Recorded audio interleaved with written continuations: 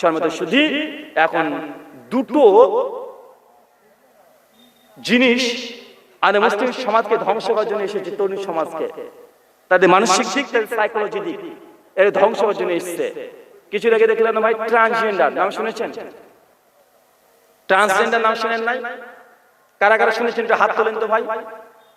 অনেকে আছেন। আচ্ছা, সমকামী বলছেন? সমকামী, লেসবিয়ান, গে, এলজিবিটিকিউ নাম শুনেছেন এগুলো? যারা কলেজ ইউনিভার্সিটিতে পড়ছেন তারা জানেন। এবং মুসলিম জাতিকে ধ্বংস করার জন্য আদর্শিক লড়াই চলছে। ট্রান্সজেন্ডার মানে কি, সমকামী মানে কি, হিজড়া মানে কি, এই তিনটে জিনিস বুঝাচ্ছি। আর চাচা, আপনি যদি বাপ হয়ে থাকেন আপনাকে জেনে রাখা বাধ্যতামূলক, বর্তমান পরিস্থিতি যা আছে, কখন যে আপনার ছেলেটা সমকামী হয়ে যাবে, ট্রান্সজেন্ডার হয়ে যাবে, আপনি নিজে বুঝতে পারবেন না, নিজে বুঝতে পারবেন না। তাই এটা আপনাকে বাধ্যতামূলক জানতে হবে। কারণ ভারতবর্ষ এখন ভারতবর্ষ নয়, এটা ইউরোপ, ব্রিটেন হয়ে গেছে, এটা আমেরিকা। আমেরিকাতে যেটা লিগ্যাল, ভারতবর্ষ আন্দোলন করছে ওটাকে লিগ্যাল করে দাও। আমরা যদিও ভারতীয়, চেহারাটা আমাদের ভারতীয়, কিন্তু আমাদের চিন্তা, চেতনা, রুচি সবকিছু এখন ইংরেজদের মতো, ব্রিটিশদের মতো, আমেরিকা, ইউরোপদের মতো হয়ে যাচ্ছে। আর আমরা এটাই চাচ্ছি। ট্রান্সজেন্ডার এটা একটা ইস্যু। এটা কি ইস্যু কথা বলেন? ট্রান্সজেন্ডার ছোট্ট করে বলে দিই, ট্রান্সজেন্ডার মানে কি জানেন? ট্রান্সজেন্ডার মানে ধরেন একটা ছেলে দেখছেন, একটা ছেলে আপনার রেখে ঘুরে বেড়ায়, বেটা ছেলে, বড় বড় দাড়ি আছে, বউ পাচ্ছে, একদম রীতিমতো ছেলে মানুষ। হঠাৎ করে ঘুম থেকে উঠে একদিন বলছে, দেখো আমাকে দেখতে যদি ছেলের মতো, তবে আমি ছেলে নয়, আমি ভিতর থেকে মেয়ে। আরে তবে এখন এই জন্য আমি যেহেতু ভিতর থেকে মেয়ে, তো আমি মেয়ে। বুঝতে পারলেন না মনে হয়? আরে আমাদের কলকাতাতে একজন আছে, তো নাম না নিলেও আপনারা বুঝতে পারবেন না, সোশ্যাল মিডিয়াতে সকলে আছেন।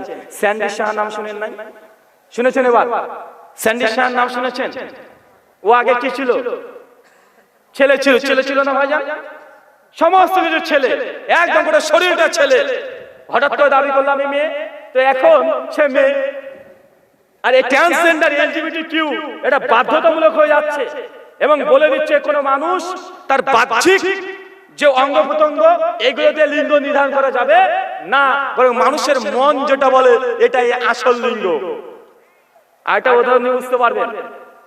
দেখছেন একটা মেয়ে মানুষ, ওর স্তন আছে, মেয়ে মানুষের মতো দেখতে, কিন্তু মেয়েটা হঠাৎ যদি বলে দেখেন আমি দেখতে যদি মেয়ের মতো, তবে আসলে মেয়ে নয়, আমি আসলে ভেতর ভেতর আমি পুরুষ।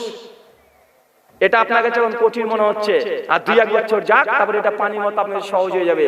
যেন আপনার ছেলে পাঠ্য এটা পড়বে, তখন বুঝতে পারবেন সমকামী কোনটা। সমকামী মানে একজন ছেলে ছেলের সঙ্গে বিয়ে করবে, শারীরিক সম্পর্ক করবে, এটা সমকামী।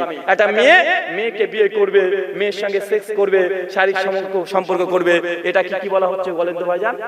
এটা লেসবিয়ান বা সমকামী, এলজিবিটিকিউ এর একটা জাস্ট একটা জায়গা বা একটা উৎস। এখন বলেন, এটা যদি গোটা বিশ্ব জগতে লিগ্যাল করে দেওয়া হয়েছে, আমাদের ভারতেও লিগ্যাল। এখন এলজিবিটিকিউ এর মধ্যে এই ট্রান্সজেন্ডার এটাকে লিগ্যাল করে দেওয়া হচ্ছে। আল্লাহ নবী 1400 বছর আগে বলেছে, অচিরে আমার উম্মতের মধ্যে এমন কিছু মানুষ আসবে যে পুরুষের বেশধারী নারী, এরা লা ইয়াদখুলুল জান্নাত, তারা কখনো জান্নাতে যাবে না। কারা? পুরুষের বেশধারী নারী, তারা কখনো জান্নাতে যাবে না। আর নারীর বেশধারী পুরুষ, তারা কখনো জান্নাত যাবে না। আল্লাহ নবী কথা বললেন কি করে বলেন তো ভাইয়া? যেটা আজকে আপনি দেখছেন, যে নিজে দেখতে মেয়ে মানুষের মতো দাবি করছে, পুরুষ, পুরুষের মতো চলাচল করছে, পুরুষের মতো ব্যবহার করছে। নবী 1400 বছর আগে বলে গেছে।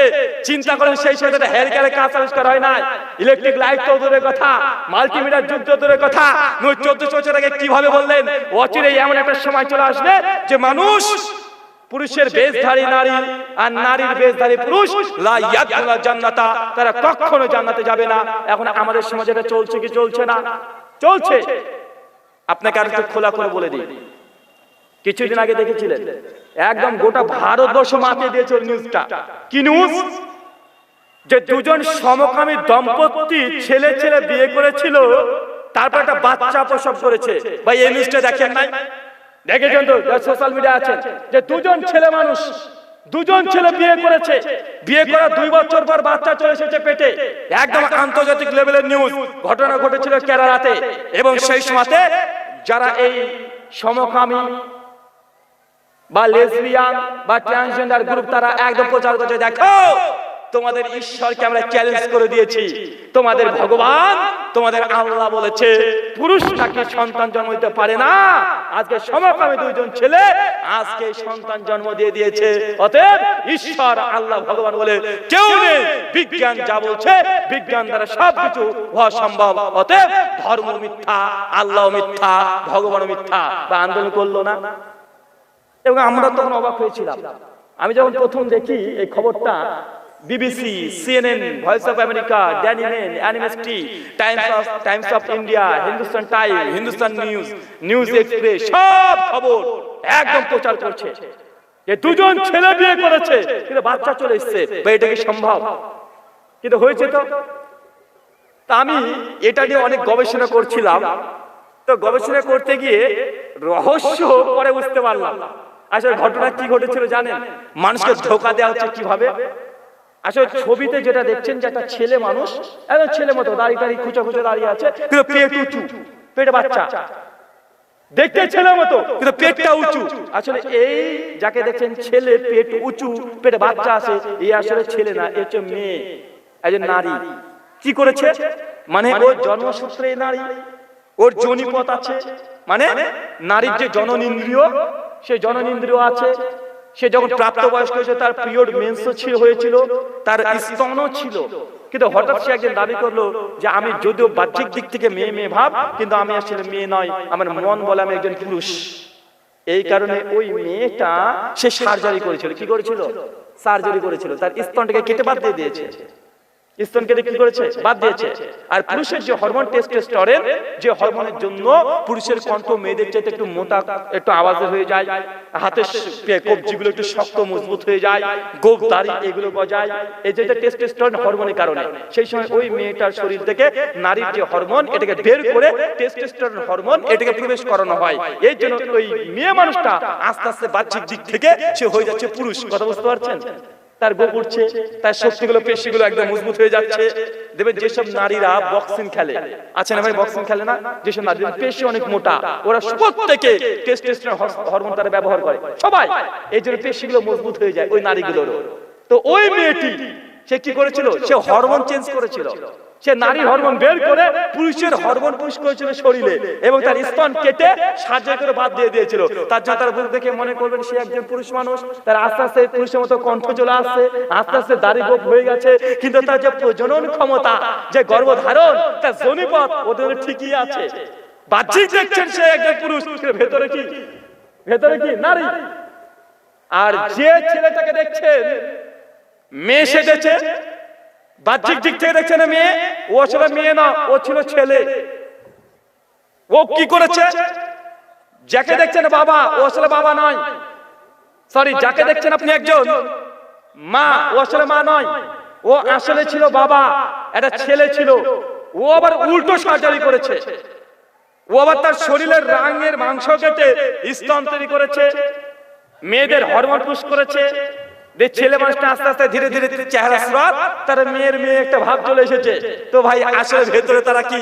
ভেতরে একজন ছেলে একজন মেয়ে। হরমোনের কারণে বাহ্যিক পরিবর্তন হয়েছে, ভেতর কি পরিবর্তন হয়েছে? না, আসলে মেয়ে মানুষই গর্ভধারণ করেছে, ছেলে নয়। এটা হচ্ছে ট্রান্সজেন্ডার। এটা সবচেয়ে ভয়াবহ কি হবে, আপনাকে ছোট করে একটা ঘটনা বলে দিই। যে আজকে আপনি হঠাৎ দাবি যদি করেন, দাড়ি গোঁফ সবই আছে, হঠাৎ বলছেন দেখেন আমি আসলে পুরুষ না, আমি নারী। আমাদের ইন্ডিয়ান আইন, ইন্ডিয়ান ল এখন এটা করতে বাধ্য।